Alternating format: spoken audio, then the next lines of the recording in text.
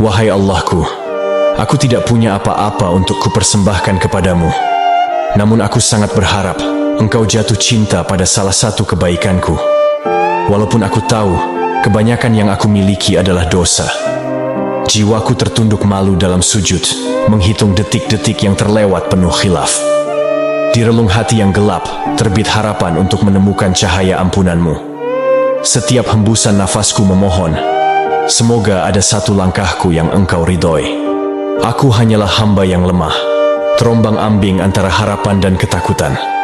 Namun, dalam sepi ini, kuutarakan cinta tulus tanpa syarat untukmu, ya Rob.